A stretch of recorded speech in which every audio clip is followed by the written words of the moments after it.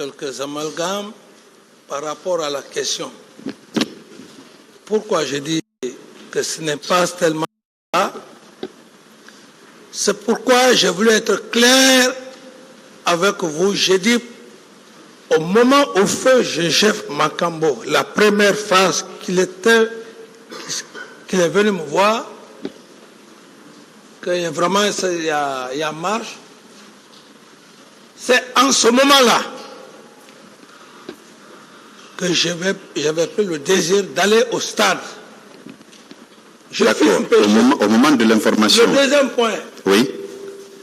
Calmez-vous, monsieur le procureur. Le deuxième Je suis très calme, monsieur Camara. Monsieur le procureur, la deuxième phase, c'est quand feu Joseph Makambo est venu me dire « Ah, il paraît que ça ne va pas au stade. » Ça, c'était à quel moment, monsieur Camara? Voilà, ça c'était, maintenant au moment, ça c'était aux environs de 10h, 11h, je ne me rappelle pas, si j'ai bonne mémoire. Bien. Donc, ayant été informé à 11h, prenons 11h si vous le voulez, vous avez dit entre 10h et 11h, ayant été informé, quelle a été votre réaction? La réaction tout de suite? Oui. Parce que je note que quand M. Pivi était à la barre de ce tribunal, ouais, il avait indiqué qu'effectivement, à son retour d'une mission vers Manéa, c'est comme si vous me... Permettez que je finisse. Non, c'est comme si vous me donnez... Permettez que je finisse, Monsieur Camara. Attendez la question, s'il vous plaît. Vous m'aidez à répondre à votre question. Permettez que je finisse. Je n'en ai pas posé encore. Piégez-moi. Monsieur Camara, s'il vous plaît. Oui. Vous attendez la question. Ok, allez-y. Monsieur Pivi avait déclaré à la barre de ce tribunal qu'à son retour de Manéa, il a été informé à Bambeto qu'il y a eu des tirs et que certains citoyens sont tombés au stade du 28 septembre et qu'il est allé directement au camp pour vous informer. À sa venue, vous avez dit, dès qu'il a commencé, dit-il, vous avez dit que vous étiez déjà informé. Alors, ayant reçu l'information de Joseph Makambo, l'information de M. Claude Pivi, qui était chargé de la sécurité présidentielle au moment des faits, quelle a été votre réaction? Vous qui étiez à l'époque président de la transition. Merci, monsieur le procureur. C'est pourquoi je voulais vous repréciser. Dans la matinée, Claude Pivi n'était pas avec moi, le groupe,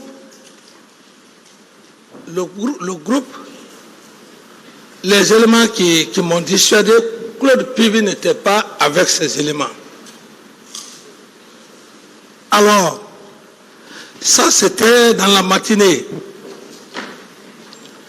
Et lorsque j'ai compris qu'il y a eu des massacres, c'est là où j'ai réagi.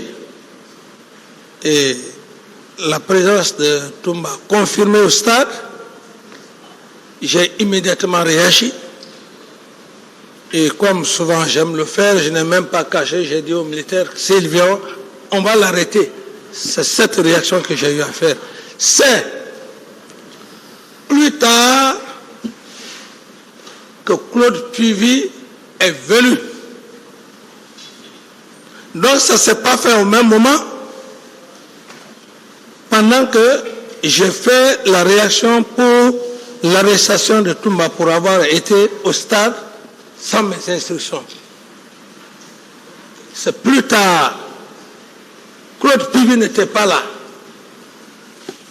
Dans la matinée, en allant 10h, 11h, non. Donc ma réaction a été faite au petit salon, mais sans la présence de Claude Pivi. C'est plus tard. Très bien.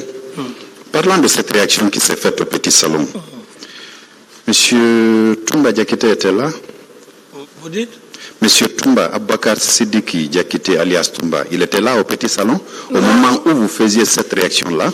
Non, ma réaction a été la suivante. Monsieur Toumba déjà au stade. Monsieur Toumba déjà au stade. Moi, on m'informe qu'il y a eu des massacres. C'est cette réaction instantanée que j'ai eu à faire. Donc, M. Toumba n'était pas là, il était au stade. C'est d'ailleurs ce qui a fait ma réaction instantanée.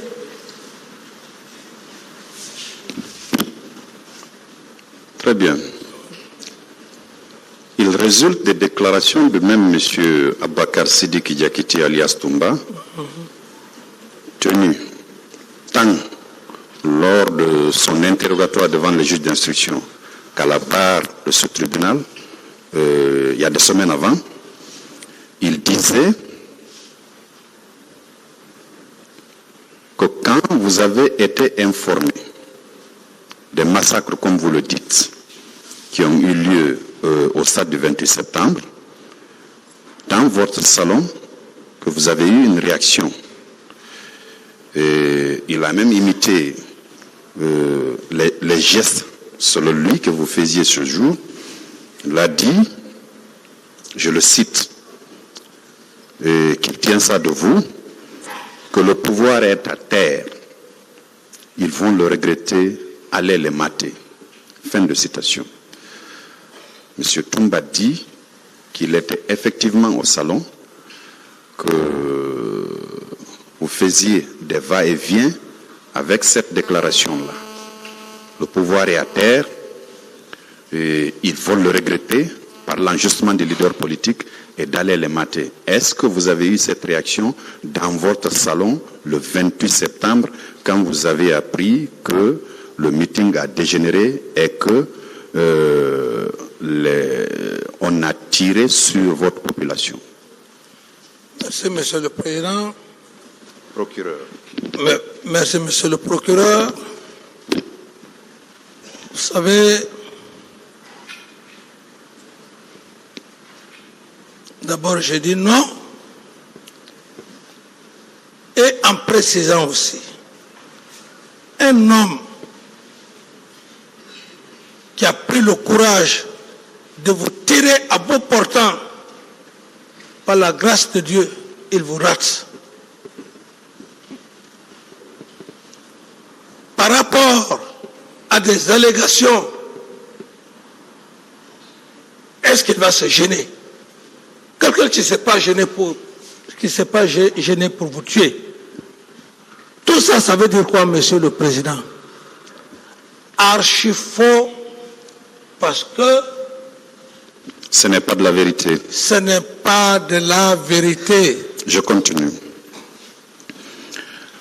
Et donc, vous n'avez pas donné des instructions à M. Diakité, qui était votre aide de camp, d'aller au stade ce jour-là?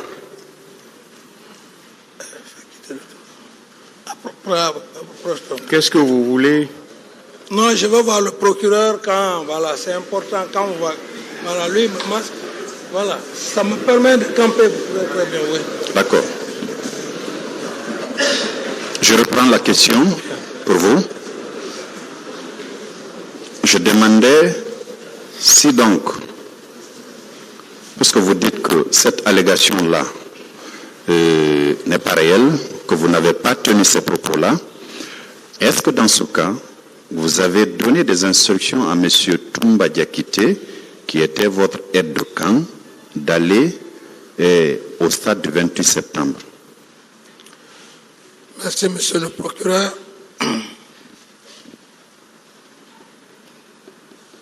Monsieur Toumba Diakité a dit publiquement devant le tribunal de Monsieur le Président et assesseurs, y compris vous-même, assesseurs, que le président Dadis ne m'a pas donné des ordres. Très bien. Ensuite, le commandant de gendarmerie, M. Moussa Tchebro Kamara, à lui, avez-vous donné des instructions pour aller au stade du 28 septembre? Ce même 28 septembre 2009? Non et non, parce que la gendarmerie, les attributions de la gendarmerie, je ne m'occupe pas de ça, c'est une autre attribution quand il s'agit de manifestations. On ne s'est pas vu. Non seulement le matin. Pourquoi? Il faut que je précise. Parce que le colonel Teboro lui-même, très difficilement on se voyait. Parce que lui, à chaque matin, il ne cherchait même, on ne se voyait pas, il sort avec ses hommes, patrouille diurne et nocturne. Donc, ce jour-là, on ne s'était pas vu. C'est quand, voilà, je laisse que vous allez poser les questions pour être en harmonie avec vous. Voilà.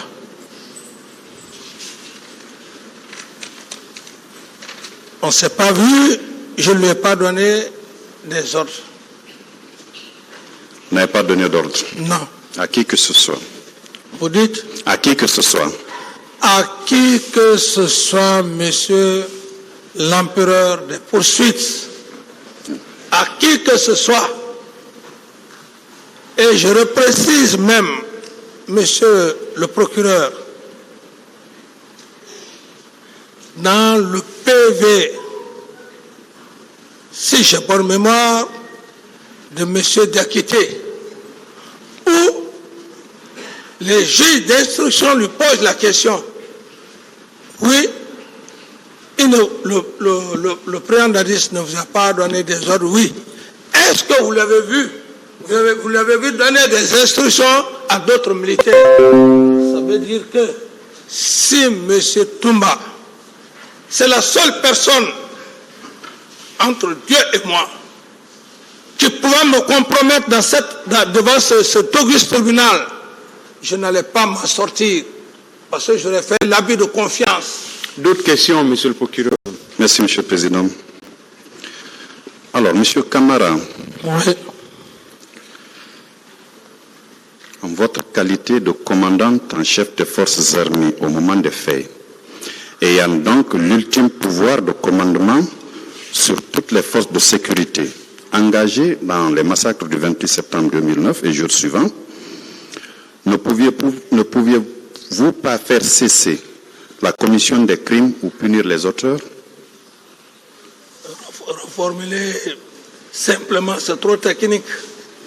D'accord. Ma question, c'est de savoir, puisque au moment des faits, le 28 septembre 2009, vous étiez le commandant en chef des forces armées. Et vous avez appris que, tout de suite vous disiez que vous avez appris que ce sont des bérets rouges qui se sont rendus au stade du 28 septembre. Vous avez appris qu'on a massacré la population guinéenne, qui était désarmée dans un endroit clos, et puis on a ouvert le feu. Puisque vous en étiez le commandant en chef des forces armées, quel était? Parce que vous pouviez quand même, vous aviez le pouvoir de décision en ce moment. Quelles étaient les actions concrètes que vous aviez menées pour empêcher? Parce que les tueries ont continué après 11 heures. Et vous avez été informé à 11 heures. Quelles sont les actions que vous avez entreprises pour les faire arrêter et les informations qu'on vous remontait? Vous avez dit que vous aviez des services de renseignement qui vous remontaient les informations. Ces services vous ont remonté les informations comme quoi peut-être tel était au stade. Vous avez dit le nom de M. Abakar Sidiki Diakité alias Toumba. Vous avez dit le nom du colonel Tchebro, entre autres, en plus des bérets rouges dont vous parliez. Pourquoi vous n'avez pas envisagé des sanctions pourquoi vous n'avez pas arrêté les tueries? Ayant été informé à 11 heures, les tueries se sont perpétrées jusqu'au tard le soir. Ensuite, second volet de la question, pourquoi vous n'avez pas contribué peut-être à arrêter, traduire ce que vous indiquez là devant les instances chargées de les punir. Merci, monsieur le procureur. Si je vais d'abord pourquoi? Monsieur Camara, si je peux vous aider, monsieur le procureur, parce que quand vous posez plusieurs questions à la fois, ça va être... Elles ne sont que deux. Une question. Voilà, posez une question, après vous posez l'autre. D'accord. Monsieur Camara, Moussa Dadis Camara, commandant en chef des forces armées, le 28 septembre 2009, pourquoi vous n'avez pas empêché la continuation des crimes qui se commettaient au stade du 28 septembre? Merci, monsieur le procureur. À ce que je sache, classiquement, sauf lorsqu'il y a une guerre ou lorsqu'un État est en crise, qu'on peut parler d'une force d'interposition. Les événements du stade, du 28 stade, le faire, ce serait encore plus grave. Quelle unité pouvais-je dire aller empêcher pendant qu'il y a déjà des morts, pendant que ça tire? Ça allait être encore plus un carnage. Monsieur le procureur, ça ne se passe pas comme ça. Techniquement, juridiquement, on peut poser des questions. Mais dans la pratique, des manifestants qui ont décidé librement d'aller dans un stade et qu'il y ait des tirs, vous qui êtes la chef, commandante en chef des forces armées, comme vous le dites, par quels moyens ils vont calmer ces tueries? Et s'ils viennent et que les autres ouvrent le feu? Donc en somme, vous n'avez plus posé aucun acte. Pratiquement à ce niveau, ce n'est même pas, mais classiquement que je parle, vous ne verrez pas ce chef d'État-là, pendant que des civils vont dans une stade, et qu'un groupe de militaires ouvre le feu, qu'il essaye d'envoyer en ce moment, s'il y a problème, si il y a assez de morts. Donc, je ne pouvais pas le faire, et d'abord, en le faisant, j'allais dangereusement compromettre la situation. Je continue. Oui. Alors, puisque vous n'aviez pu poser aucun acte, pourquoi les heures ou les jours qui ont suivi, vous n'avez pas œuvré pour que ceux qui se sont rendus au stade, que vous connaissiez déjà, soient totalement interpellés pour les mettre à la disposition de la justice? Pourquoi vous n'avez pas œuvré? Merci pour la question, monsieur le procureur. Après les événements du 28 septembre, j'ai tout de suite pris les dispositions pour arrêter l'élément principal qui était sous mon commandement et qui avait les hommes du régiment.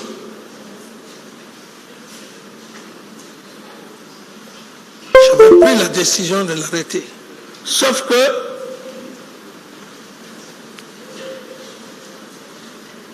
il a aussitôt compris,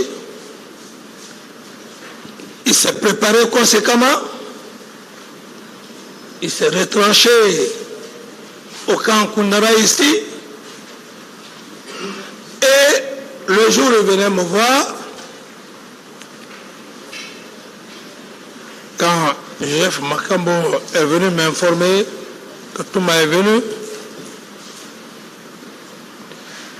je lui ai dit, il faut qu'il soit arrêté. Il me dit, il est venu puissamment armé. Et moi-même, quand Touma est rentré dans mon bureau, il avait un parka où il avait dissimulé des grenades.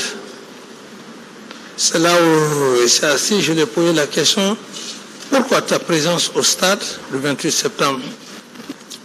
C'est là où il a essayé de raconter tout ce qu'il voulait raconter. Bon, voilà, et je suis allé, bon, j'ai sauvé les leaders, blabla, de n'importe quoi. Je ne pouvais pas l'arrêter. Vous ne pouvez pas l'arrêter. Je ne pouvais pas l'arrêter parce que il était puissamment armé. Puissamment armé. Et qu'est-ce que j'ai eu à faire? Dès que les événements se sont passés, j'ai eu conseil, j'ai fait appel aux Nations Unies et j'ai créé une commission nationale. Pourtant, le 2 octobre 2009, à la pose de la gerbe des fleurs au monument des martyrs, vous étiez avec le même Toumba Diakité, n'est-ce pas? Oui. Là, il n'était pas armé, il n'était pas muni d'une troupe, là, n'est-ce pas? Qu'est-ce qui explique que tout ce temps, il ne soit pas arrêté? C'est bien, monsieur le procureur. Ce n'est pas parce que M. Touma était arrêté devant moi qu'il n'avait pas les armes et les hommes. Ce n'est pas M.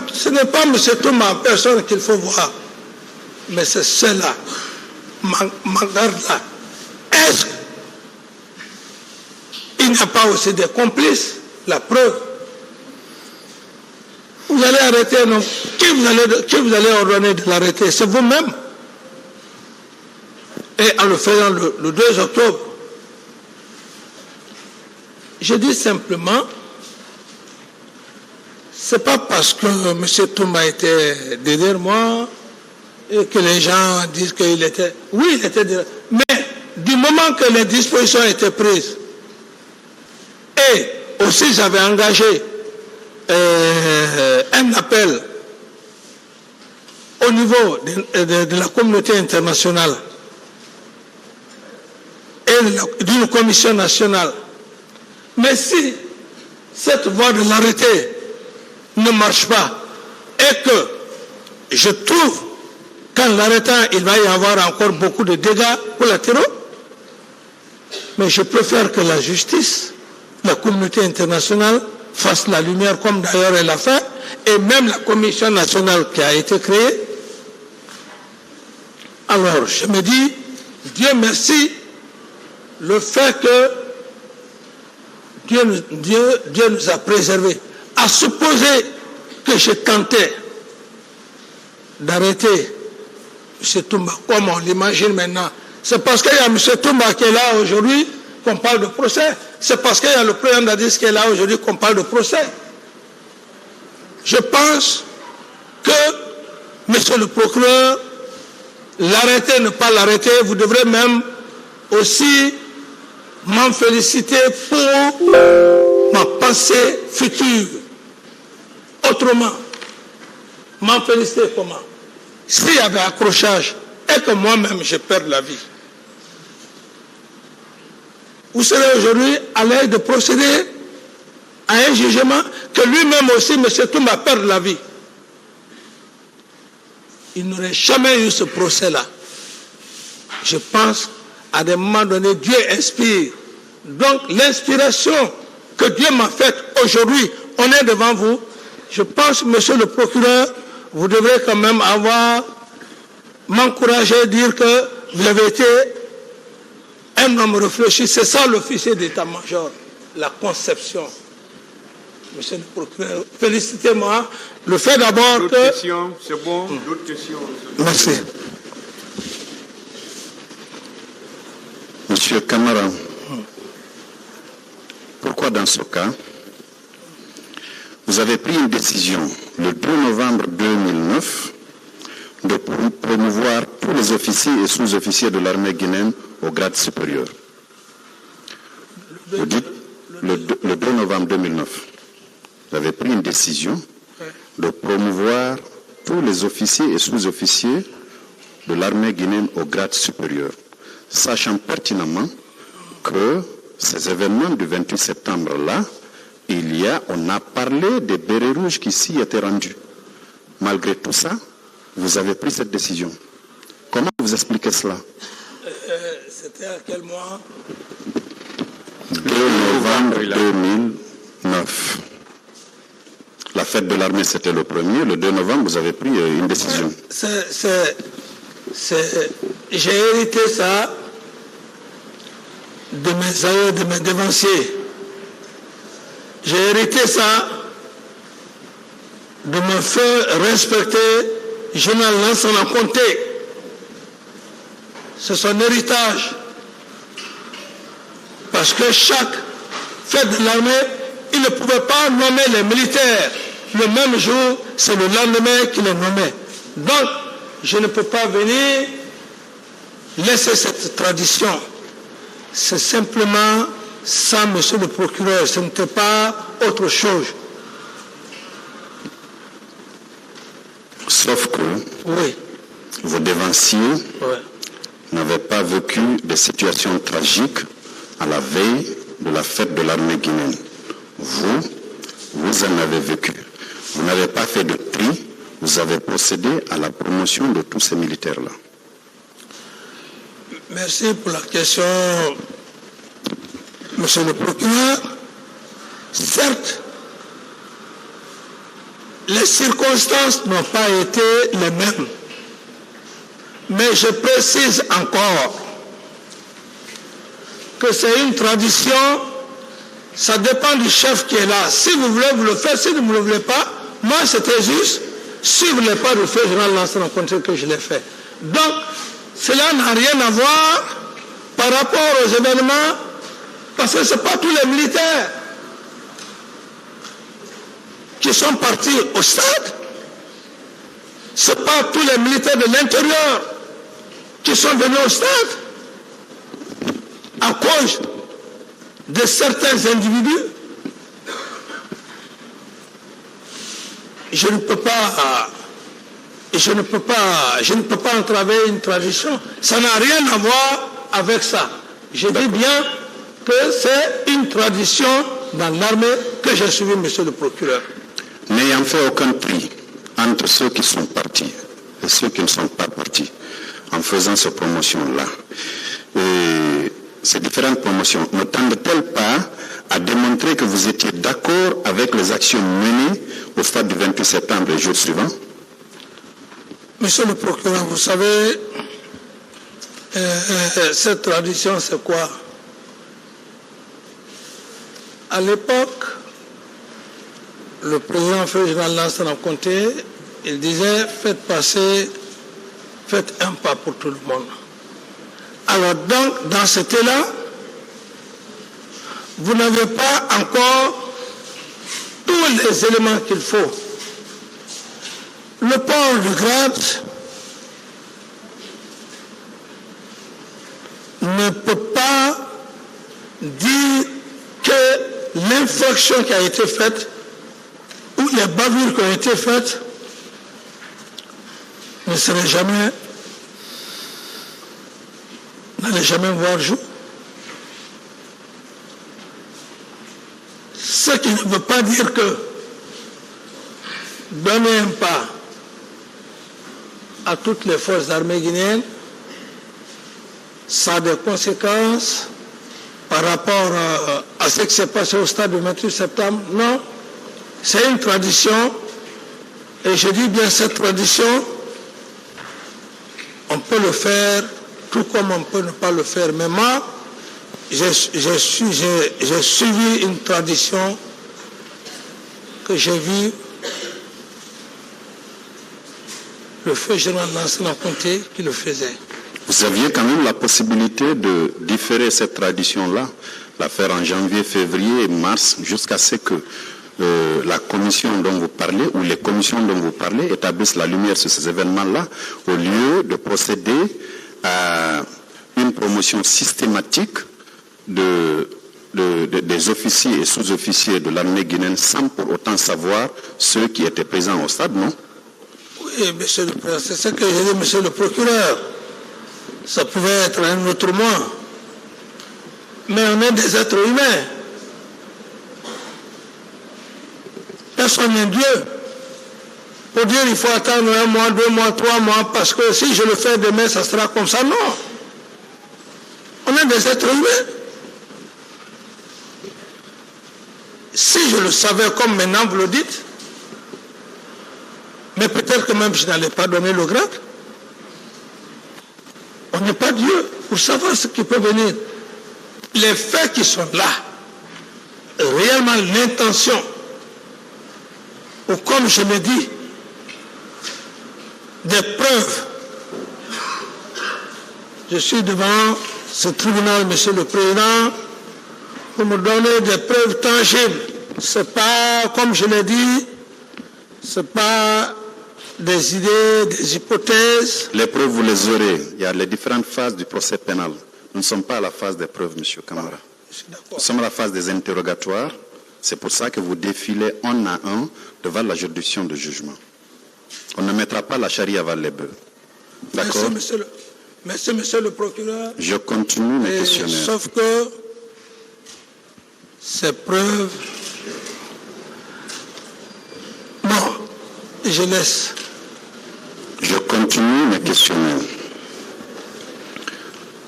Après tout ça, M. Moussa Dadis Camara, comment pouvez-vous justifier votre silence par rapport aux efforts organisés et coordonnés en vue de dissimuler les preuves des crimes commis, efforts dirigés par les forces de l'ordre supposées responsables des crimes?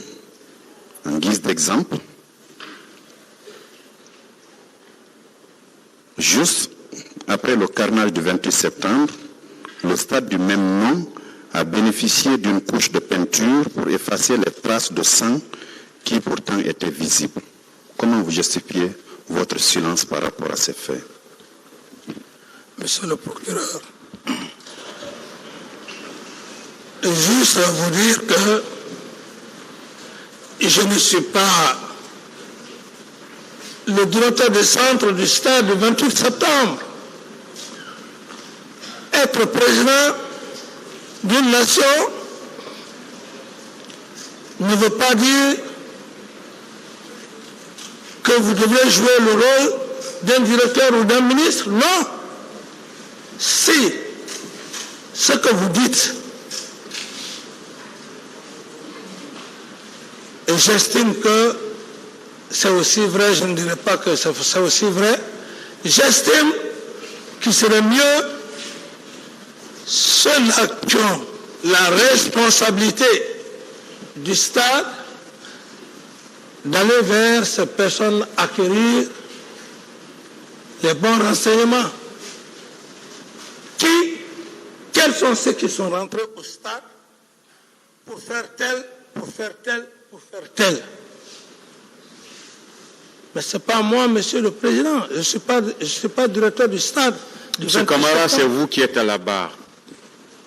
Donc, le directeur du stade n'est pas là. Voilà, moi, puisque je ne suis pas directeur du stade, je ne suis pas ministre des Sports, franchement parlant, monsieur le procureur, je ne peux pas expliquer ce que vous venez, les détails que vous venez de faire. C'est d'ailleurs ma toute première nouvelle, ce que vous venez de dire.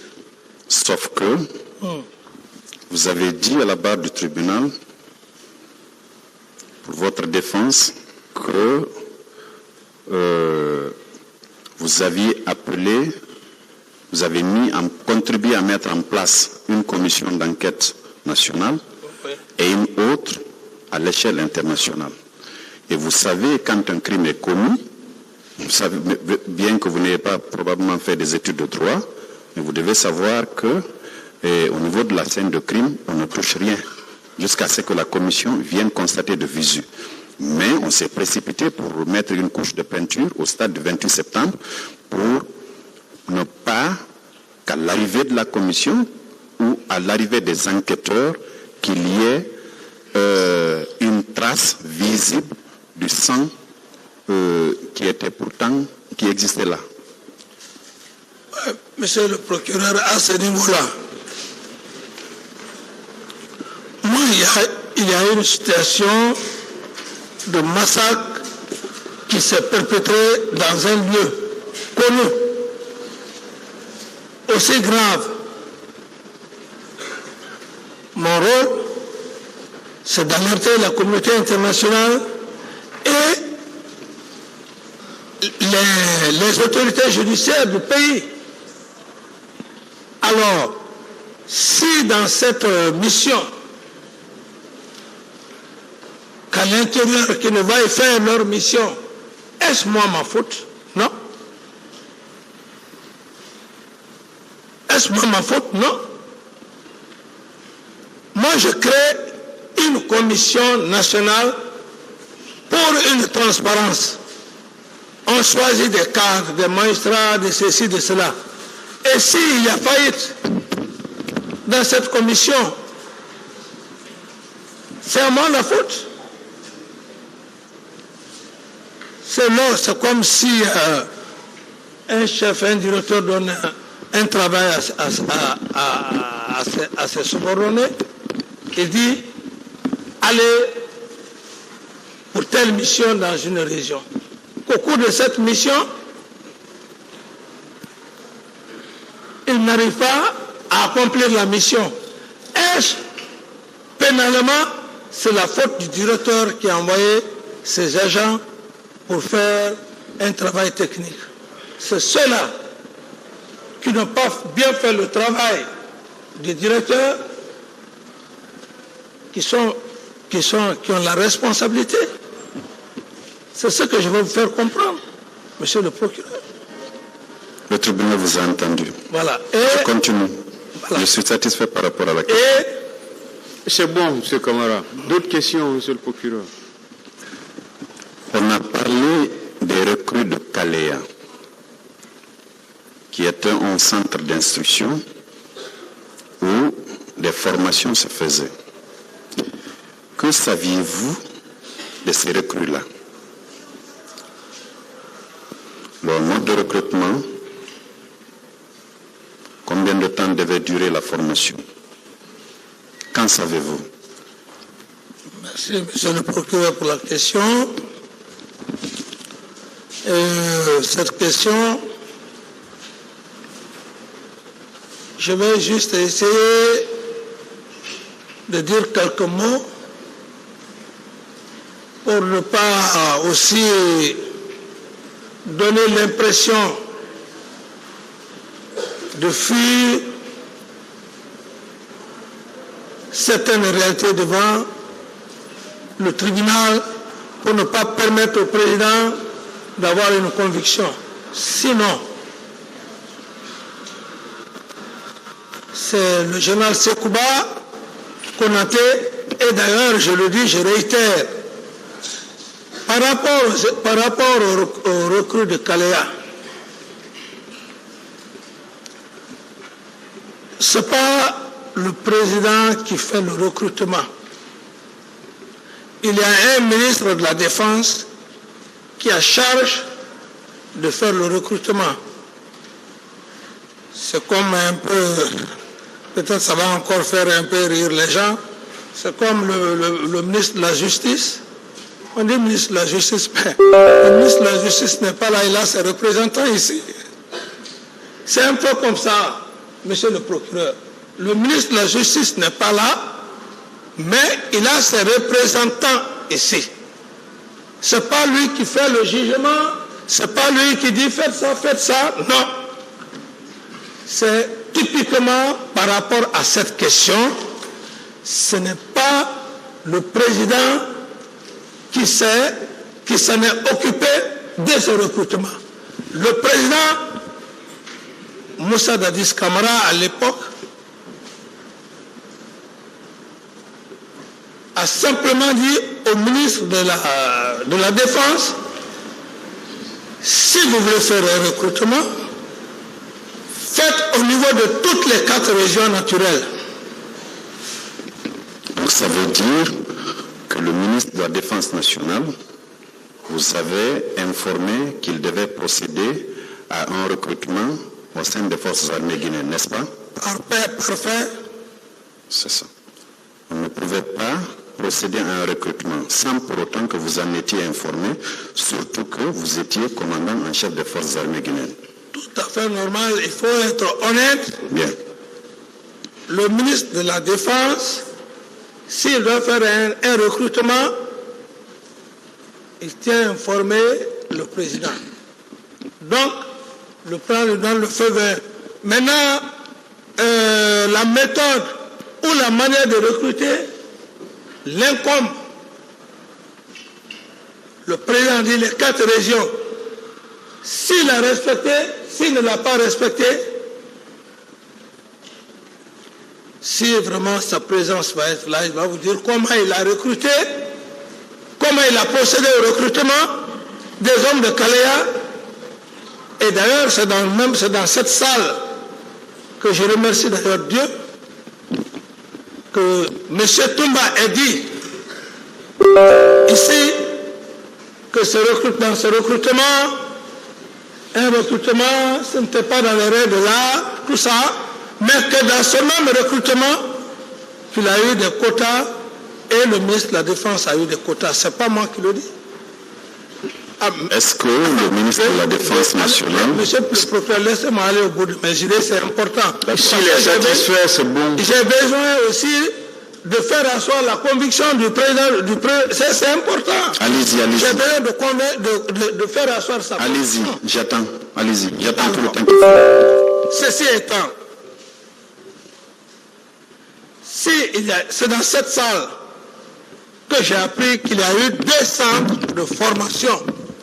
Kaléa et un autre centre d'ailleurs qu'on dit Siam, n'eût été ce jugement-là, je n'allais pas savoir qu'il avait le même recrutement a eu 2 centres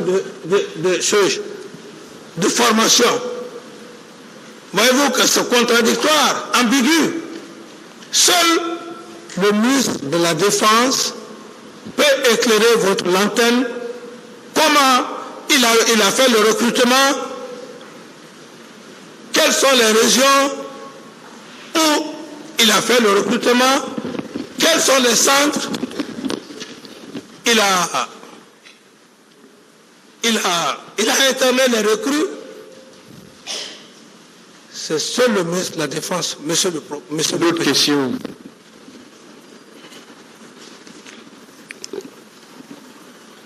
Parlant toujours de ces recrues, quand vous aviez le ministre de la Défense, vous en a fait la proposition, aviez-vous discuté du nombre qu'il fallait recruter et la durée de la formation de ces nouvelles recrues-là? Vous en aviez discuté? Non. Bien.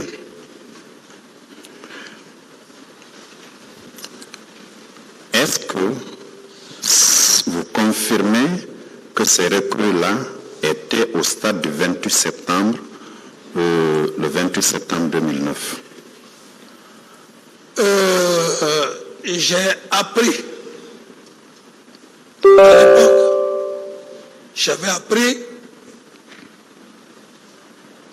des informations, mais confirmé que les recrues de Kaléa étaient au stade. Je ne peux pas confirmer parce que c'était des informations que moi j'avais appris. Mais ce qui s'est passé à Kaléa, et monsieur le procureur, monsieur le président, vous pourrez même demander le directeur ou l'instructeur qui était à Calais, je ne l'ai jamais connu.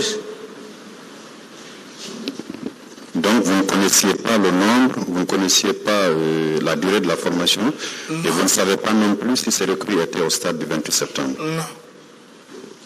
Pourtant, il a été clairement indiqué dans certains procès-verbaux que ces recrues-là étaient dans l'enceinte du camp Alpha Yaya Diallo. C'est là que vous aviez vos bureaux et c'est là que vous aviez votre domicile. Et ces recrues-là auraient quitté ce camp dans des bus arborant des tenues Chelsea et elles ont été acheminées au stade du 28 septembre. Est-ce que vous confirmez cela? Monsieur le procureur, je ne confirme pas ça. Et d'abord, si vous faites juste un transport judiciaire sur le terrain, avoir mon bureau, il n'y a pas un bâtiment qui est là, que je pouvais rester dans mon bureau, voir les hommes. Donc, je ne confirme pas, je n'ai pas vu les gens. Et d'ailleurs, ce que les gens oublient, la fonction d'un chef d'État, les gens pensent que tout ce qui se passe autour d'un chef d'État, il est censé être informé. Il faut l'assumer pour le savoir. Vous pouvez être là. On prend un de vos proches. Si vous n'avez pas la chance, après peut-être 2 à 3 mois, 4 mois, on vient vous dire qu'il a trouvé la mort parce qu'il y a ceci, il y a cela, qu'on place des arguments. J'ai pris l'exemple sur le colonel Ibn Massoud Ibangoura et le colonel Vivas de Mantoramo qui ont séjourné au camp Alpha là-bas. Pendant plus de 2 à 3 mois, je ne suis pas informé. Quelle était l'utilité de vos services de renseignement dans ce cas? Monsieur le procureur, disons... Vous étiez chef de l'État quand même. Je vais juste vous dire... Vous étiez commandant en chef des forces armées, président du CNDD, président de la transition quand même. Je suis d'accord avec vous, monsieur le procureur. Je dis, il faut juste avoir la chance d'avoir des hommes, le service de renseignement, des hommes qui soient honnêtes avec vous. Sinon, vous êtes cuit. Sinon, vous êtes cuit. Moi, la chance que j'ai eue, par exemple, à ce petit exemple-là, c'est Mme la gouverneure, jeune Mawa, ni qu'était elle, le colonel Vivas allait mourir en prison et peut-être on allait le tuer, même Ibn Massoud et Bangoura bis, on allait le tuer en prison. C'est grâce à cette brave femme qui est venue me voir dans le bureau. Pendant combien de mois je ne suis pas informé? Il me dit, est-ce qu'Abouré, tu sais que comment dirais-je, notre ami en prison. Bien. Ce sont des faits, mais les gens pensent qu'être président, alors voilà, non, c'est pas ça, monsieur le procureur. Même là où vous êtes, monsieur le procureur. D'autres questions? Merci, monsieur le président.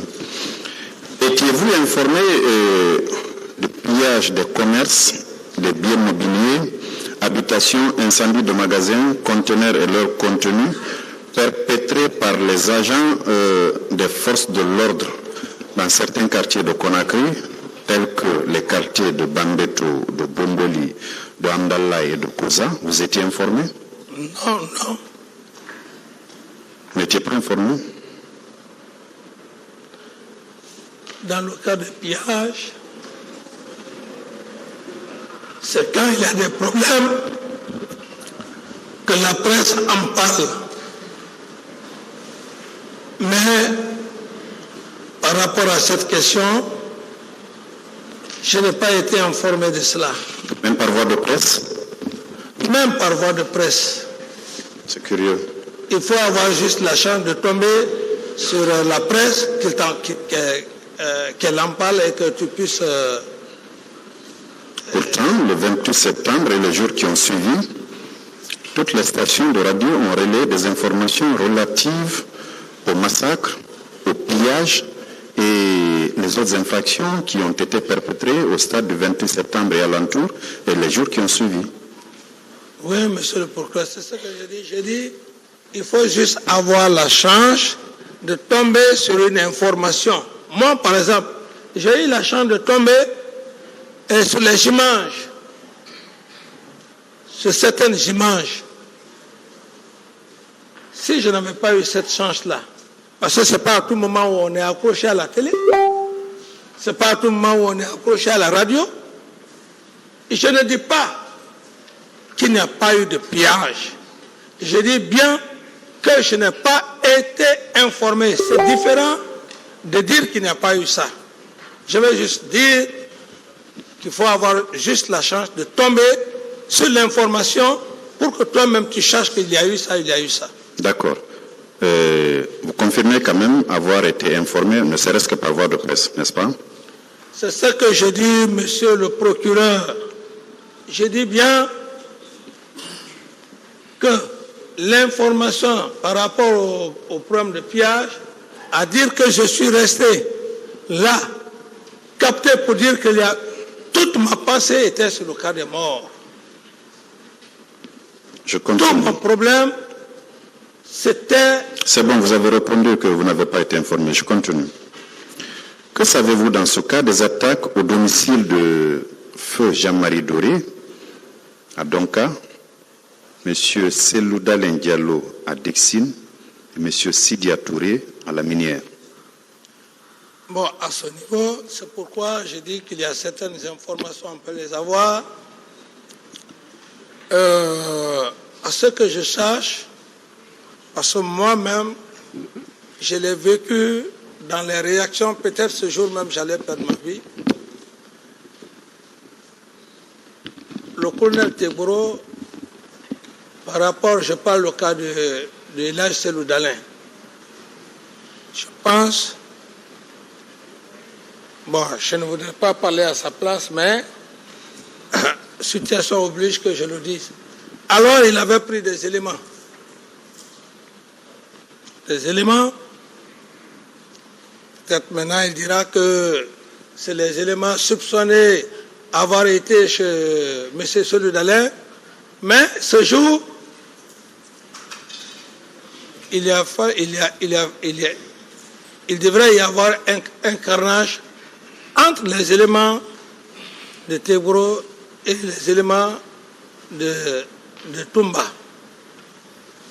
C'est le bruit qui m'est venu, et puis les gens sont venus me dire que les deux unités veulent s'approcher. Monsieur Camara, est-ce que vous avez été informé des attaques au domicile de ces trois leaders-là, entre autres? Le 28 septembre. Et jour suivant, ou jour suivant? Ce que j'explique, ça c'était bien avant le 28 septembre. Je vais juste vous dire qu'il y a des situations, par exemple, de pillage, où, quand on parle, j'appelle Claude Puvis, j'ai réagi. Je dis, il y a tel, il y a tel, il y a tel, il y a tel. Je suis même arrivé un jour, je ne sais pas quelle banque, il y a des militaires qui ont, est-ce que ce n'est pas même Mamadou Baouri? Ils l'ont fait descendre de sa voiture.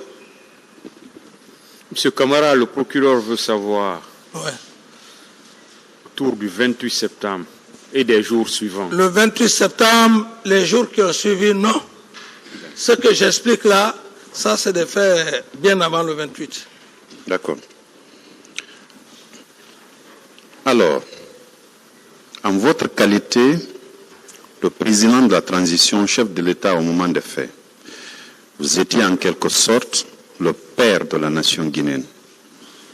Vous avez été informé qu'il y a eu ces douloureux événements et qu'à l'occasion, on est allé piller des magasins, emporter le contenu ou saccager des habitations Et quelle a été votre réaction? Parce que c'était les victimes, étaient votre population en ce moment-là. Quelle avait été votre réaction? Merci, monsieur le procureur. Par rapport à ces informations, je n'ai pas été informé par rapport à ces cas de pillage. Et je dis bien et je réitère, tout mon esprit était sur le cas des morts.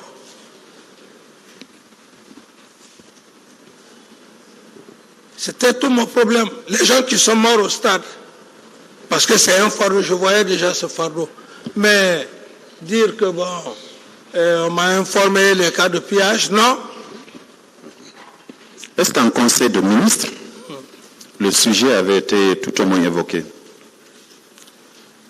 Merci. Et je pense que, comme je l'ai dit, moi j'ai eu la chance d'avoir un Premier ministre charismatique, technocrate. En l'occurrence, le Premier ministre Cabinet Komara. Je n'avais même pas besoin d'assister à un conseil de ministres. Demandez le Premier ministre Komara. Pas un seul jour, j'ai présidé un conseil de ministres. Est-ce que le sujet a été discuté devant vous en conseil des ministres? Non, je n'ai jamais été. D'autres questions, monsieur le procureur? Il n'y avait pas eu de comité de crise non plus pour parler de cette situation qui a endeuillé plus d'un? Bien sûr, il y avait eu un comité de crise. Voilà, composé de qui et de qui?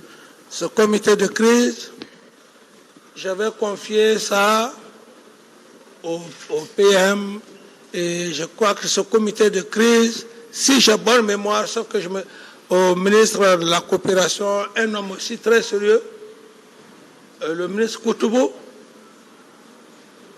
alors des hommes de ressources. Ce comité de crise, et il y avait aussi des religieux. Après les travaux de ce comité de crise, un compte rendu vous avez été fait? Oh, bon, cela a trouvé maintenant que on avait déjà perpétré l'attentat contre moi. C'est au Burkina où je suis resté. Septembre, octobre, novembre, ce comité ne s'est pas réuni, n'a pas travaillé pour venir vous faire vous rendre compte des travaux de la commission et vous faire des recommandations? Monsieur le procureur. Par rapport à un événement aussi important que ces massacres et pillages-là? Mais c'est ce que je dis et je pense que ce comité a fait son travail. Pourquoi? Parce que les gens qui ont perdu leur vie au stade, il y a eu cette commission-là, la commission de corps qui devrait s'occuper des corps et qui devrait faire, dire distribution des corps, c'est un peu, je ne trouve pas le langage parce qu'un corps on ne distribue pas, mais le langage approprié, donner le corps aux parents. Cela a été fait par suite d'une commission et cette commission, elle était sous l'égide des religieux et de... Monsieur Kamara, tout ce que monsieur le procureur veut savoir, c'est est-ce que cette commission vous a rendu compte une fois? Cette commission me faire un compte rendu.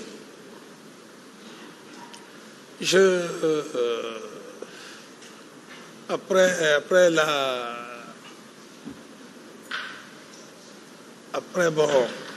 d'avoir donné le corps. Est-ce que la commission vous a rendu compte à vous, en tant que chef de l'État? C'est ce qu'il veut savoir. Un compte rendu écrit. Non, qu'il soit écrit ou verbal. Je veux juste savoir s'il y a eu... Voilà, c'est pourquoi je demande un compte rendu écrit ou verbal. Chaque fois que ça se passait, le PM, le Premier ministre me rendait compte. Et même les corps qui étaient commandés à la mort, j'étais déjà informé, mais c'était dans la main à la disposition de cette commission. Donc, un compte rendu écrit, non, mais verbal, je le recevais. Bien, après ces comptes rendus verbaux, excusez-moi de vous interrompre, je suis déjà satisfait. Après ces comptes rendus verbaux, est-ce que vous avez pris des décisions? Après ces comptes rendus verbaux, les personnes déjà décédées au stade, c'est moi qui ai donné des instructions au ministre de la Santé lorsqu'il était question de filmer les corps, parce que la presse étrangère était là, l'accès de la presse étrangère était difficile, c'est moi qui lui ai donné les instructions. J'ai dit, laissez la presse étrangère rentrer, filmer les corps. D'accord. Est-ce que vous avez pris des décisions après ces comptes rendus-là, à part de filmer les corps-là? Mais c'est les décisions maintenant que j'ai eu à prendre. C'est là où je l'ai dit, ces corps, il faut que ces corps, vous les gardez à la mort, que ça soit bien entretenu pour que les parents puissent être en possession. C'est ce que vous avez vu à la mosquée Faïssa, et la distribution des corps devrait se faire par les religieux. Donc ce sont des décisions urgentes qu'il fallait prendre, et c'est ce que j'ai fait effectivement. C'est ce que vous avez fait. J'ai dit bien, monsieur le procureur, j'ai dit cette commission, les parents des victimes devraient être en possession des corps, ceux qui sont déjà morts. C'est ce que je viens de vous expliquer. J'ai dit cette commission, elle était religieuse et accompagnée avec le ministre Koutoubou, puisque j'ai tenu compte de la probité morale, en quelque sorte. Koutoubou, par exemple, son cas, puisque c'est un homme très pieux et puis en matière de coranique, il est très bien. D'accord. Voilà. Je continue. Alors, le 29 septembre 2009 et les jours qui ont suivi, sur les ondes de plusieurs stations de radio, vous tentiez de justifier l'usage de la force au stade. Ma question, c'est de savoir quel était l'objectif ou le but de cette justification. Est-ce que c'est pour dédouaner les agents des forces de l'ordre qui étaient partis au stade faire usage de leurs armes, ou bien pour vous refaire une virginité, vous, aux yeux de l'opinion nationale ou internationale? Une virginité? Oui. Non. Ici, c'est comme tout homme, hein? Il y a plus forte raison un chef d'État pour rester là.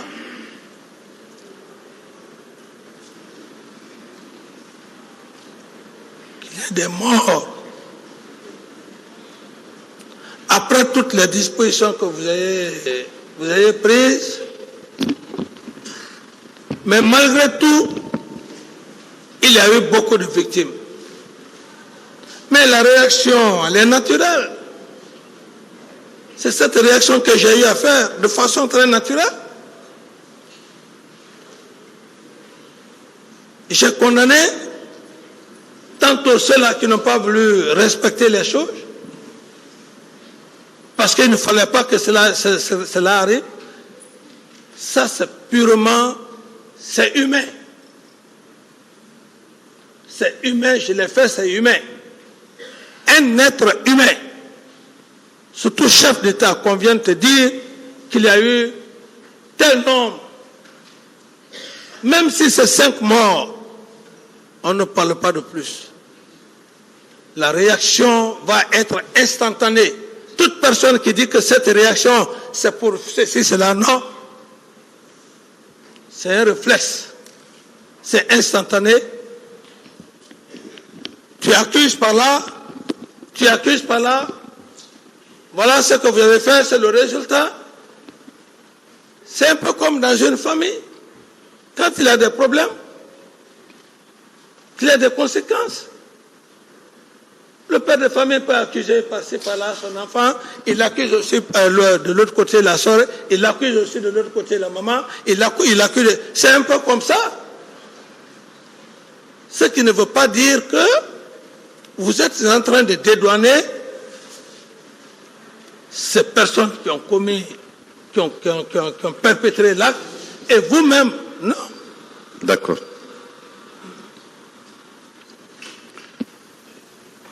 On a parlé de camions militaires qui étaient stationnés dans l'enceinte du camp Almami Samori Touré,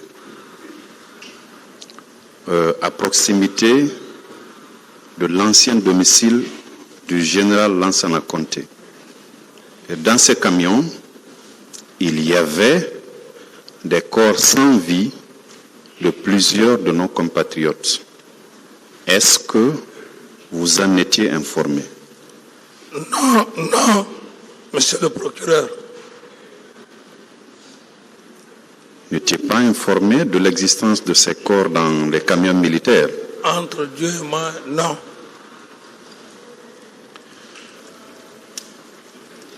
Aussi,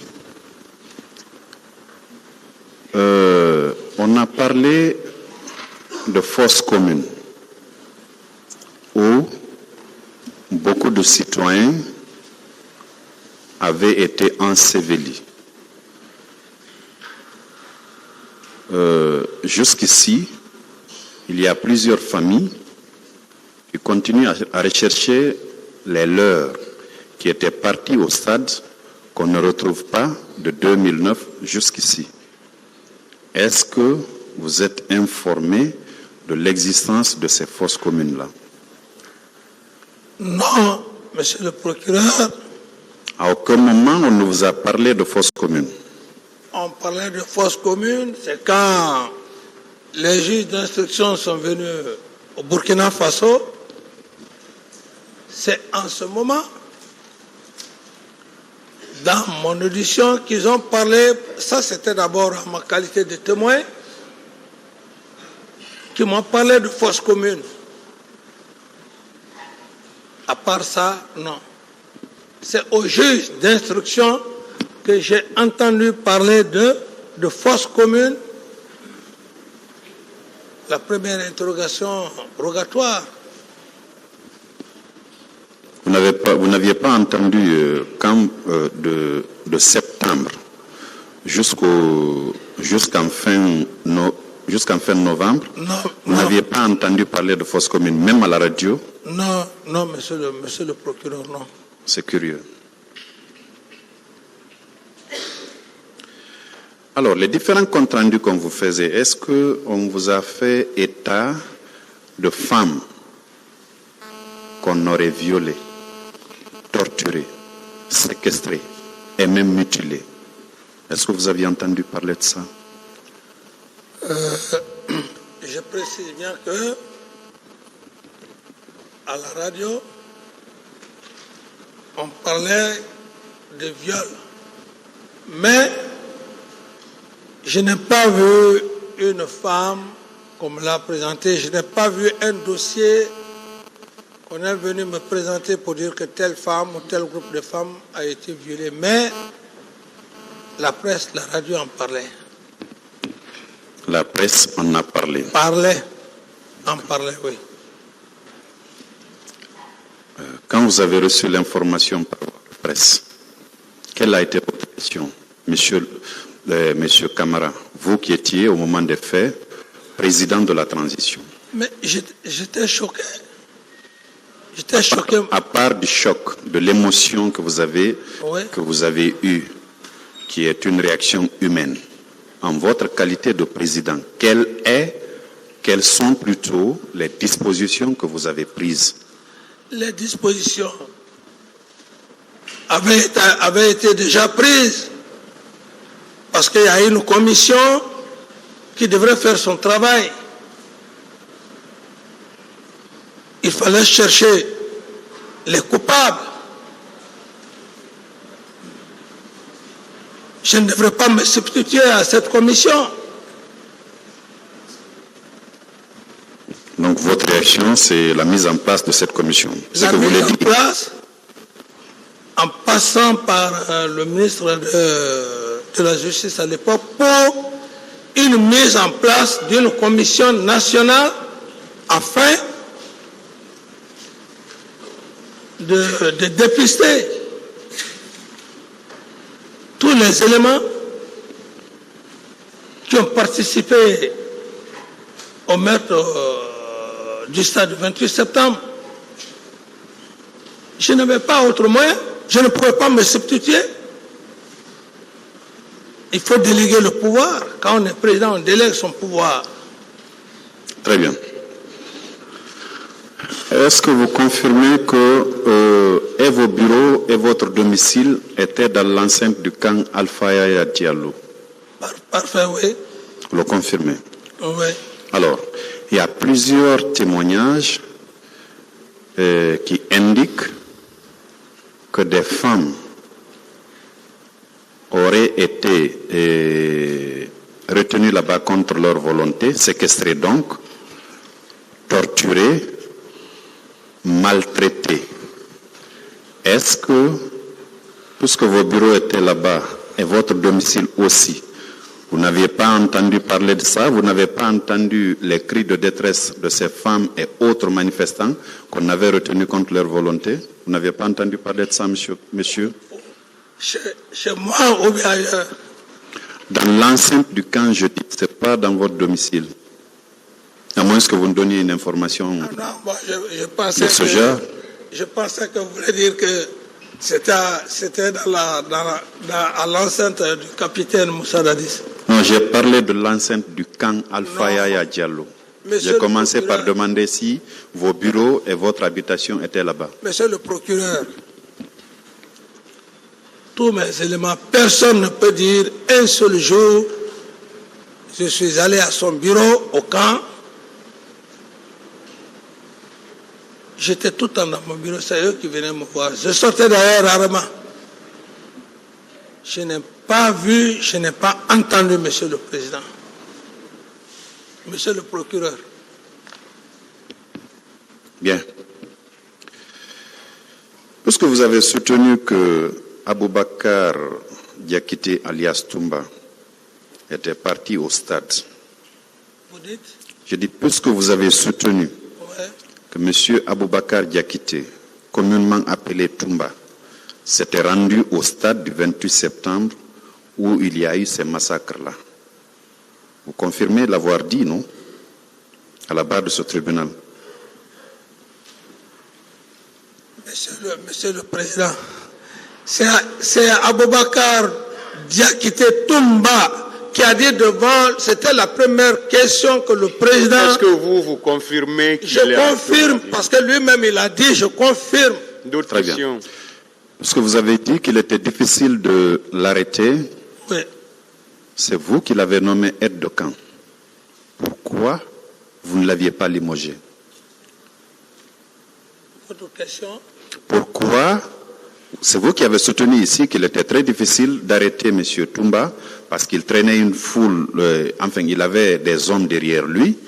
Pourquoi tout au moins vous n'avez pas pris un acte pour le limoger de sa fonction d'aide de camp? Parce que c'est vous qui l'avez nommé. Non, mais ce n'est pas la solution. Pourquoi vous ne l'avez pas limogé? Je ne l'ai pas limogé parce qu'il y avait une situation en cours en le limogeant et qu'il arrive à prendre la fuite. Qu'il arrive à prendre la fuite. Il est limogé, il n'y a pas de problème, il ne fera rien.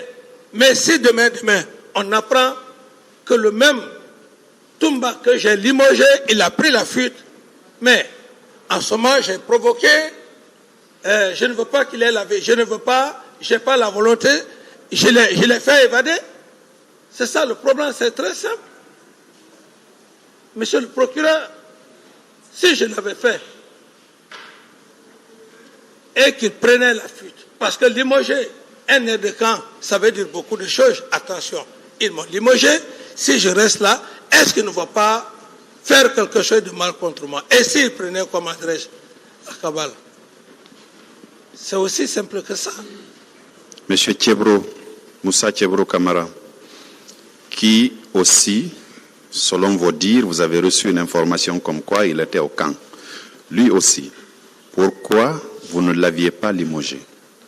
Je ne l'ai pas limogé parce que dans la nomenclature réelle, le colonel Tébouré et ses hommes, ils avaient une mission spécifique par rapport à la gendarmerie, maintien d'ordre, et donc, le connaissant aussi, le connaissant dans ses activités, parce que là où il est, même si on tire tout de suite là, le colonel Tébouré va sortir pour aller à ce lieu.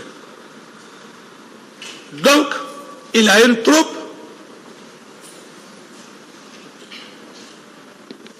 le truc de brigandage ou de ceci, de cela, je ne pouvais pas l'arrêter parce que c'est lui-même qui est venu avec le Premier ministre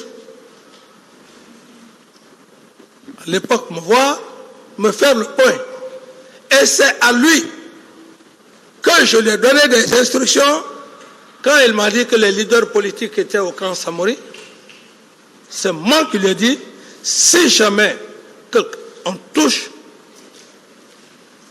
un des leaders politiques, tu auras affaire à, j'ai dit, va les enlever là-bas, tu les envoies à la clinique Pasteur. C'est moi qui l'ai dit.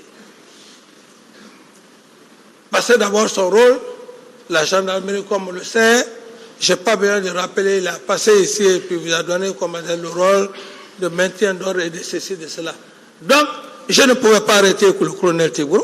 Très bien. Après la survenance de ces événements-là, vous avez pris combien de temps pour mettre en place la commission d'enquête nationale et combien de temps dans la même foulée a duré la mise en place d'une commission d'enquête internationale? Dès après, quand les événements sont passés, je n'ai même pas retardé. J'ai été conseiller et j'ai créé la commission d'enquête internationale et nationale. Cette commission est restée à fonctionner jusqu'au moment où je n'étais plus là, jusqu'au moment où j'ai quitté. C'est au Burkina qu'on m'a fait la conclusion des travaux de la commission nationale. C'est quand j'étais là-bas. Donc la commission a été créée, la commission travaillait. Ça n'a pas duré, on a tiré sur moi. Je pars, je reste au Burkina et puis voilà. C'est au Burkina que je suis resté. La commission a fait son point de situation.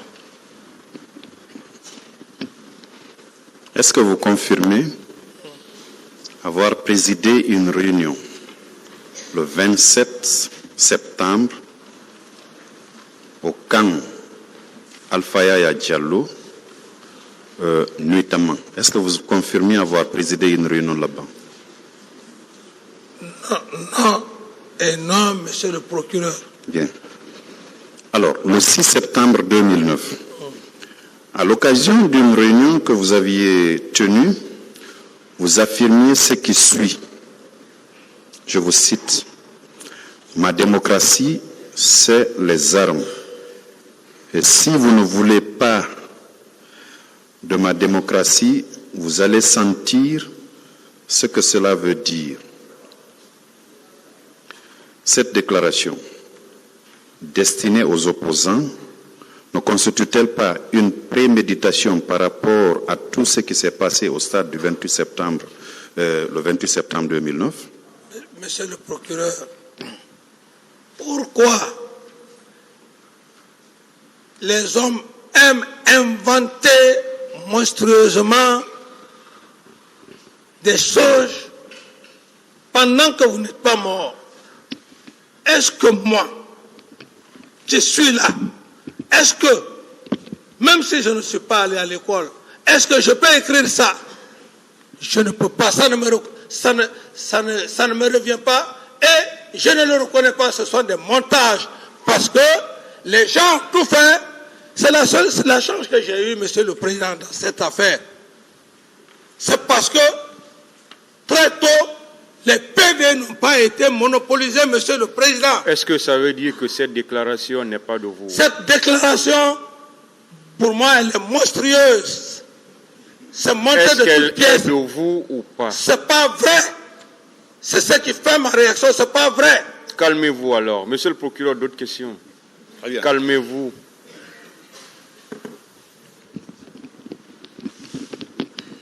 Je viens alors aux procès-verbaux qui ont été établis. Les uns sont des procès-verbaux de déposition de témoins. Les autres sont des procès-verbaux d'audition de parties civiles. Et d'autres procès-verbaux encore sont des procès-verbaux d'interrogatoire. Je vais vous lire des extraits de ces procès-verbaux-là. Je commence par la déposition de M. Sambarou Diamankan. Vous l'avez connu? Le commandant Sambarou Diamankan. Oui, vous l'avez connu? On était au front en Sierra Leone.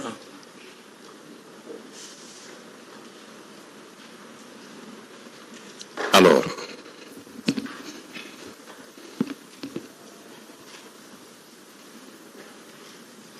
le 22 mars 2016, à 11h16, il a fait sa déposition devant le pool des juges d'instruction. C'est la cote 1298 pour vos conseils et c'est la page 2 qui m'intéresse. Ici, cet officier que vous avez bien connu a dit ceci. Je me demande pourquoi le capitaine Dadis dit de se référer à moi pour le départ des recrues du camp Payaya pour le stade du 28 septembre. Les militaires qui sont sortis pour le 28 septembre sont sortis du régiment commando camp Dadis. Quel commentaire faites-vous de cette déclaration de cet officier? Vous savez, le commandant Diamankan dit, parce qu'il y a aussi un problème de niveau et paix à son âme, puisque quand les juges d'instruction sont venus me voir, c'est eux qui m'ont parlé des éléments de Kalea pour dire que le commandant Diamankan, commandant du camp Faya, a vu ceci, a vu cela. C'est là où c'est même dans mon PV. C'est là où j'ai dit, allez vous référer aux déclarations du commandant Diamankan. Le commandant Diamankan, que je connais paix à son âme, j'ai fait le front avec lui en Sierra Leone. Ce que je voulais savoir, si vous confirmez ces déclarations selon lesquelles les militaires qui sont allés au stade perpétrer ces massacres-là sont sortis du régiment commando camp Dadis. Il est mort, il n'est pas là. Et je ne peux pas défendre. Est-ce que vous confirmez ou non cette déclaration? Je ne peux pas confirmer parce que quelqu'un qui est mort, je ne peux pas confirmer cette déclaration, monsieur le procureur. S'il était vivant, ou que vous le fassiez venir, on va faire confrontation, mais quelqu'un qui est mort, vous allez me poser la question que si je confirme, il faut être stupide pour dire que oui, je confirme. Je ne confirme pas des déclarations pour des personnes qui sont mortes, qui ne sont plus comme devant le président du tribunal. Monsieur Camara, vous avez intérêt à vous calmer et à répondre aux questions, s'il vous plaît. Vous avez intérêt à répondre aux questions de façon courtoise et de façon très simple. Rien ne sert de vous énerver. Non, pas monsieur. On vous pose des questions de façon très respectueuse. Vous avez vu, le procureur, il ne crie pas, il ne fait rien. Il vous pose des questions de façon très simple, très respectueuse, je vous l'ai dit. Et vous devez, s'il vous plaît, laissez-moi parler. Vous me laissez parler, s'il vous plaît. Vous me laissez parler. Je disais que monsieur le procureur est en train de vous poser des questions de la façon la plus respectueuse, de la façon la plus courtoise. Vous n'avez pas intérêt à vous énerver. C'est pourquoi au tout début, je vous ai dit vos droits. Vous pouvez répondre par oui ou par non. C'est très simple. Ou bien vous avez l'habitude de dire que vous ne répondez pas. En ce moment, le tribunal va apprécier. Mais si vous prenez l'initiative de répondre à une question, vous pouvez vous limiter tout simplement à répondre à la question et éviter trop de commentaires. S'il vous plaît, ne vous énervez pas. Calmez-vous et répondez simplement. Si vous êtes fatigué, vous pouvez demander au tribunal, comme hier, vous avez la latitude à tout moment de demander au tribunal de vous donner le temps de vous reposer. J'espère que vous l'avez compris. Toutes mes excuses, monsieur le président. D'autres questions, monsieur le procureur? Non, monsieur le président, je suis au regret. C'est la seule personne, monsieur le président. Je suis un homme sincère, honnête. On va continuer. Si tous les avocats étaient comme cet homme, même si je passais toute la nuit, ils sont respectueux. Excusez-moi, monsieur le procureur. Monsieur le président. Alors calmez-vous. Parce que lui, vous êtes la seule personne qui connaît mon tempérament, qui peut me calmer, monsieur le procureur. On va évoluer. Monsieur Camara, on va évoluer. Je m'excuse. Bon. Je m'excuse, monsieur le procureur. Je regrette. On va évoluer. Je regrette. On va évoluer. Je vous ai déjà qualifié ici et même dans la salle. Monsieur Camara, s'il vous plaît.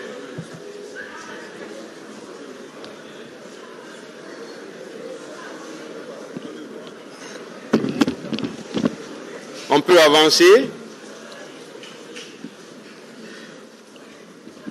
On peut continuer? Continuez, monsieur le procureur. Merci, monsieur le président.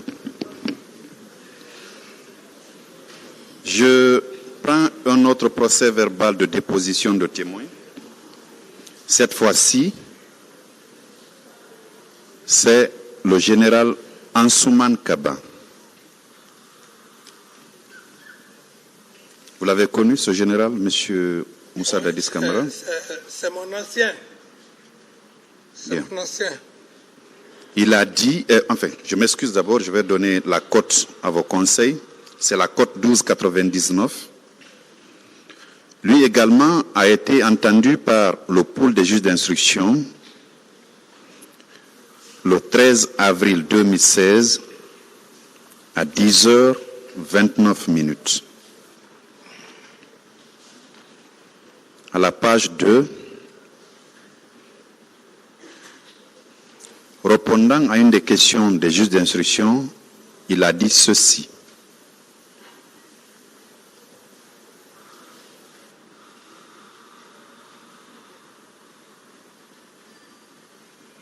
Dans la journée du 28 septembre 2009, je ne suis pas sorti de mon bureau du camp Samori.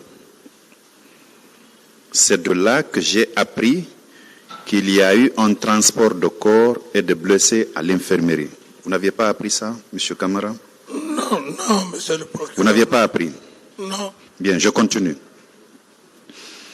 Plus loin, il dit, personne ne pouvait vous dire qui commande le régiment commando. Le désordre était tel qu'il était impossible de le dire. Dès le départ, le président Dadis nous a dit que ce régiment est une affaire qui concerne le ministre de la Défense et lui. Personne ne devait s'y mêler. Est-ce que vous confirmez cette déclaration du général? Vous savez, Monsieur le procureur, je ne suis pas là pour dire des choses sur des personnes que je respecte. Ces personnes... Non, je veux juste savoir si vous confirmez ou vous infirmez cette déclaration. Le général Kaba, en face de moi, d'abord, je ne l'avais jamais vu ou reçu dans mon bureau. Monsieur Camara. Non. Vous ne confirmez pas. Je ne confirme pas. Très bien. Je poursuis. Toujours sur la même page, il dit « C'est naturellement les gens de ce régiment qui se sont rendus au stade. On a parlé de béret rouge. À dire que c'est tel ou tel, je ne sais pas. » Vous confirmez que ce sont les gens du régiment qui se sont rendus au stade, les bérets rouges du régiment? Mais le commandant Tomba s'est rendu. Est-ce que vous confirmez cela? Arrêtez de citer des gens. Oui. La question vous est destinée. Oui, si effectivement il a dit, je confirme. Très Même bien. si c'est 2 ou 3 éléments, Très je bien. confirme. Je poursuis. Il dit encore que le regroupement de Kalea a été géré par Dadis et son ministre de la Défense. Vous confirmez cela? C'est pourquoi j'ai dit que l'affaire de Kalea, on ne peut pas parler de l'affaire de Kalea si le ministre de la Défense, Sekouban, n'est pas là. Il n'a qu'à venir. Lui et moi, on va se confronter, on va faire confrontation devant le peuple. Je ne peux pas parler de l'affaire de Kalea. Celui qui était chargé de faire le recrutement n'est pas là. Très bien. Vous confirmez les dires du général Kaba? Confirmer quoi? Encore, s'il vous plaît, monsieur le procureur. Le général Ansouman Kaba a dit que le regroupement de Kalea a été géré par Dadis et son ministre de la Défense. Oui, Je demande si vous confirmez cette déclaration du général Kaba. Bon, le général Kaba, il a raison parce que c'était le chef d'état-major de l'armée de terre.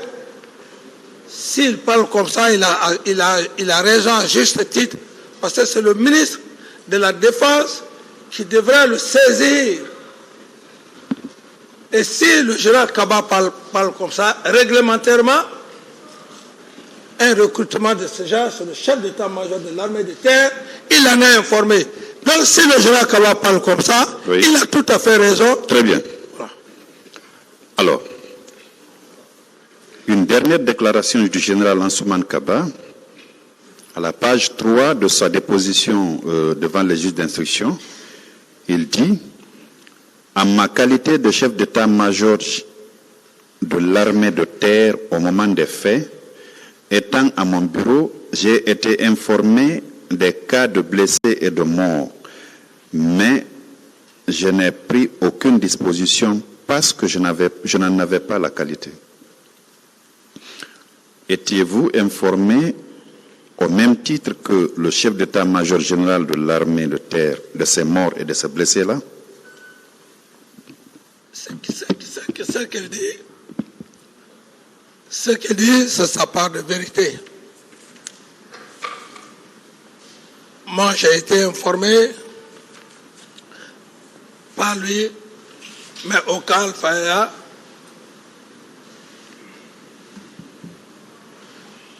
Ces informations, je ne suis pas lié avec ces informations. Ces informations, ça ne concerne que M. Kaba. Donc, je ne peux pas affirmer de quoi que ce soit. Bien.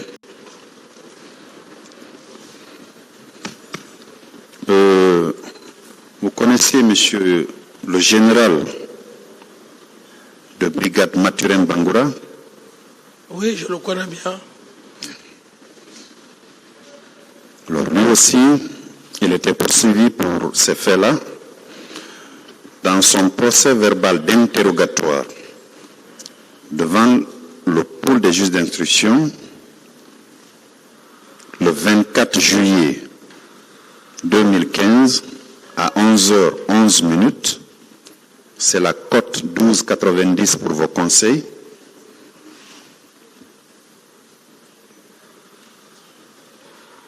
À la page 3, répondant à une des questions des juges d'instruction, du pôle des juges d'instruction,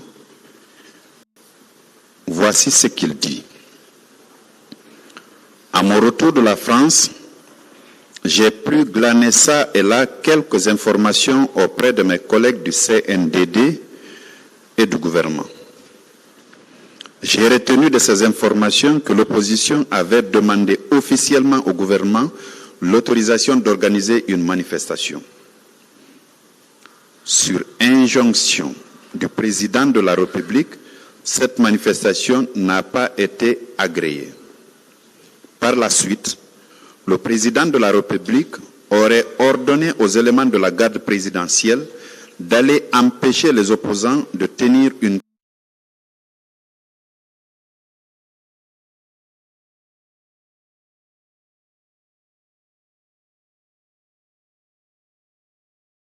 un quelconque discours au stade du 28 septembre. Il m'a été rapporté également qu'à la date du 29 septembre 2009, une réunion de crise avait eu lieu et qu'au cours de celle-ci, il avait été demandé la mise en place d'une commission pour rechercher et appréhender les auteurs de ces différents crimes. Est-ce que vous confirmez cette déclaration du général Mathurin Bangoura, qui était membre du gouvernement que vous aviez constitué? Monsieur le procureur, je ne confirme pas, ce sont des hypothèses. Comme je le disais, le droit pénal n'est pas, je pense, on me l'a dit, ce sont des hypothèses, je ne confirme pas.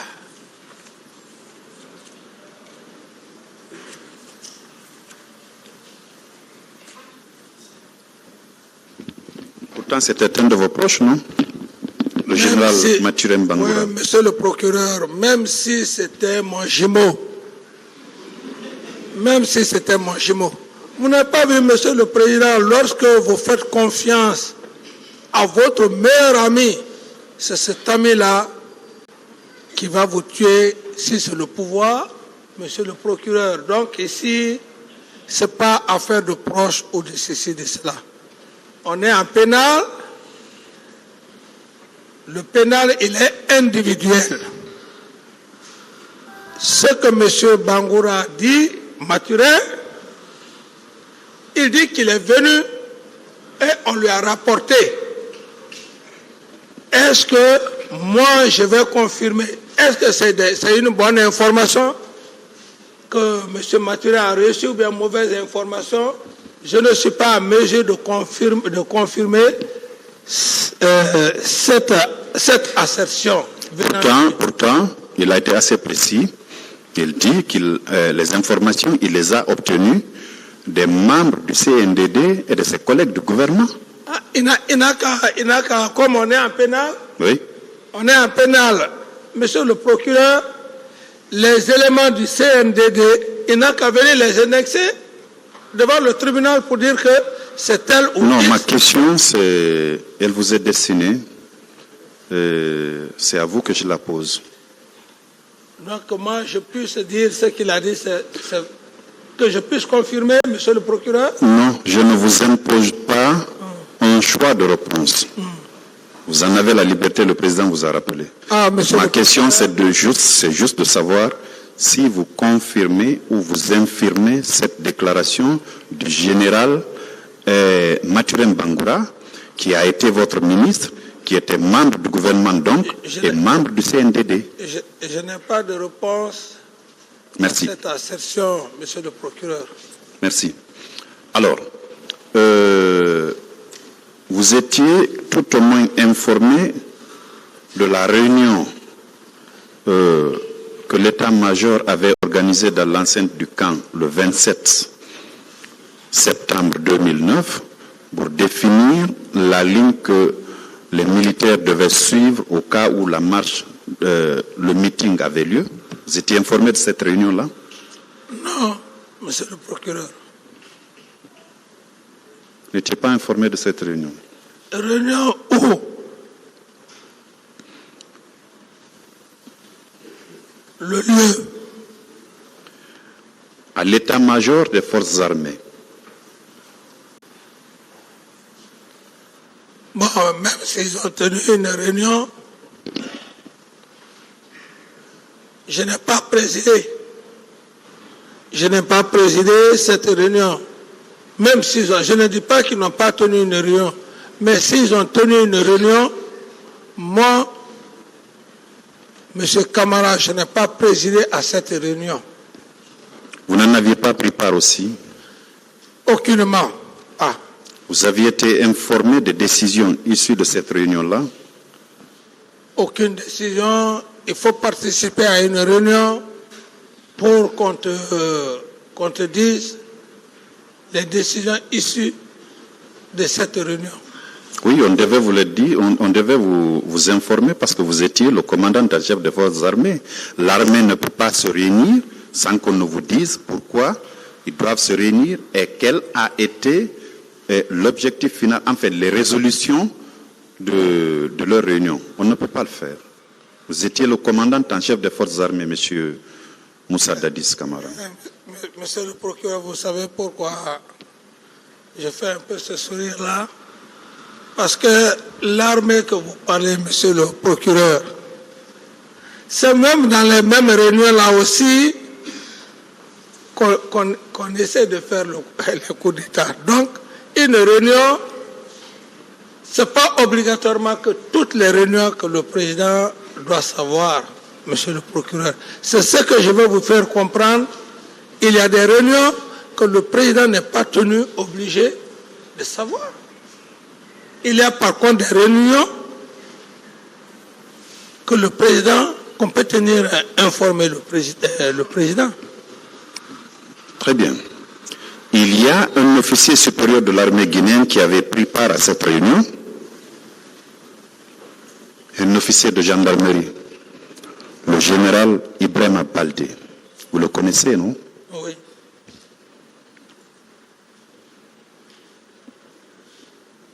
Il a été entendu aussi en qualité de témoin par le pool des juges d'instruction. Ça remonte au 26 juin 2013. Il était 10h18 quand le pool le recevait.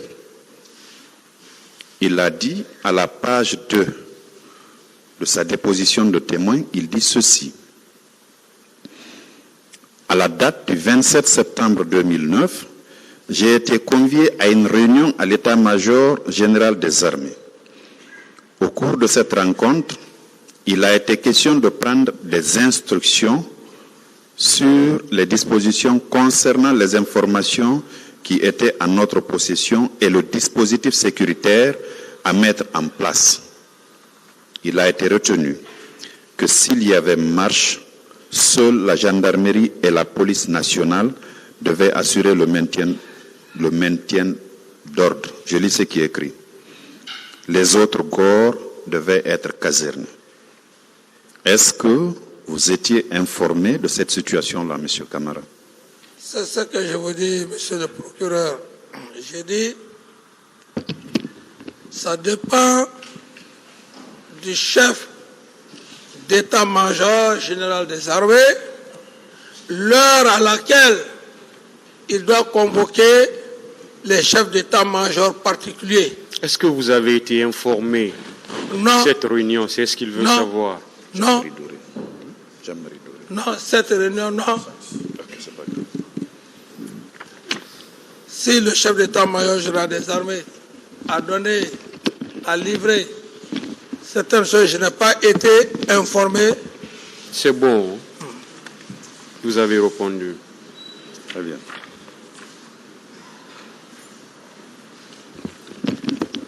Alors, vous avez dit que vous n'étiez pas informé des tortures qu'on infligeait à certains de vos citoyens?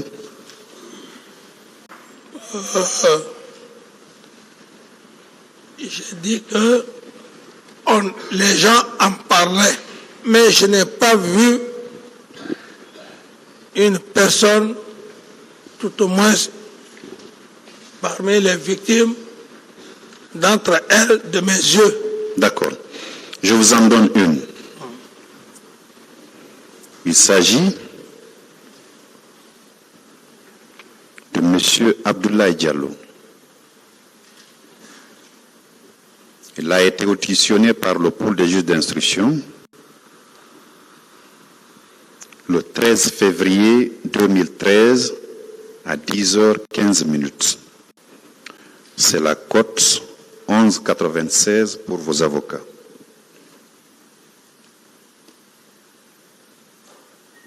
Il dit à la page 2, « Je ne connais pas l'identité des militaires qui nous frappaient. Je sais seulement que le commandant du camp s'appelait Begré. » Ça, c'est une des victimes qui s'est constituée partie civile devant les juges d'instruction qui tient cette déclaration. Elle poursuit. Du lundi au samedi, j'ai été détenu et frappé au camp Koundara.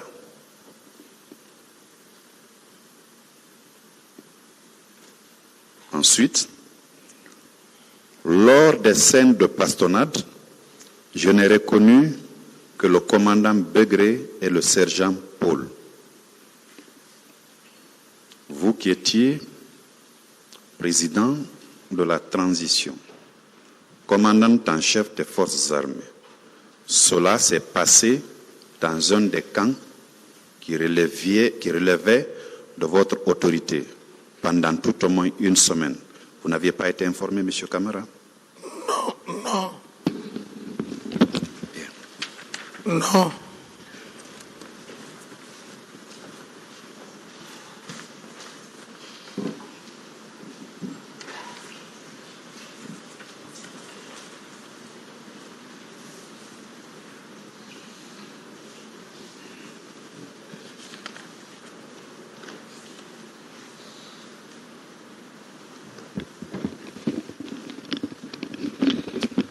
Alors, vous saviez quand même que des recrues étaient en formation au centre d'instruction de Kalea? Oui. Vous le saviez? Oui. Pour avoir discuté des modalités de recrutement, des modalités de formation de ceux-ci avec celui qui était en charge du ministère de la Défense nationale, n'est-ce pas? Avec le ministre de la Défense, je veux dire. Vous en aviez parlé parce que vous étiez le commandant en chef des forces armées et vous avez précisé que quand il vous en a parlé, vous avez demandé à ce que les recrues proviennent des 4 régions naturelles de la République. Oui, parfait, oui. N'est-ce pas? Oui. Alors, habituellement, quand on organise des recrutements de ce genre, il faut absolument que ça reçoive l'onction du commandant en chef des forces armées que vous étiez. Est-ce que, quand on a mis en place, quand on a recruté ces gens-là, le ministre était revenu vous dire que vos instructions avaient été suivies à la lettre, comme quoi on a puisé ces recrues-là parmi les citoyens guinéens remplissant les conditions et originaires des 4 régions naturelles. Est-ce que le ministre de la Défense nationale vous avait fait le retour? Non. Vous ne l'avez pas interpellé non plus par rapport à cette histoire de recrutement? Non. Vous savez, quand vous avez confiance à quelqu'un, à une personne, hein, comme d'ailleurs tout le monde m'a vu avec le général Sekouba, aujourd'hui, je ne peux pas nier, pour dire qu'on n'était pas liés, le pouvoir, on le partageait équitablement, il n'y avait même pas de différence. Donc, avec une telle confiance, Je n'ai pas demandé quoi que ce soit, monsieur le procureur. Monsieur Camara, Oui, est-ce que vous pouvez continuer? oui, je peux. Allez-y, monsieur le procureur. Bien que ma voix est prise, mais l'essentiel, voilà. Je vais aussi aider la Cour. Alors, efforcez-vous à parler dans le micro. Oui.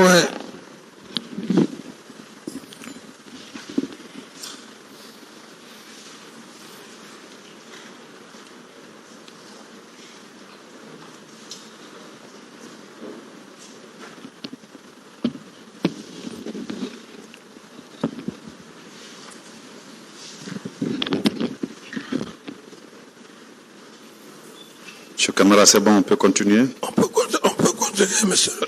Oui, on peut continuer. On peut. D'accord. Est-ce que vous pouvez vraiment continuer? Oui, je veux, oui. Parce qu'on est en train de comprendre que votre voix est en train de disparaître. Ouais, bon. On a du mal à, s'il vous plaît, on a du mal à vous entendre. Mais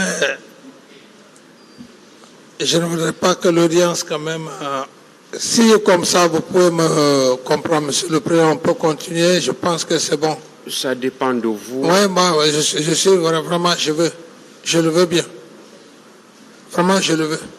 D'accord. Oui, qu'est-ce que vous voulez dire, maître? Allez-y, oui.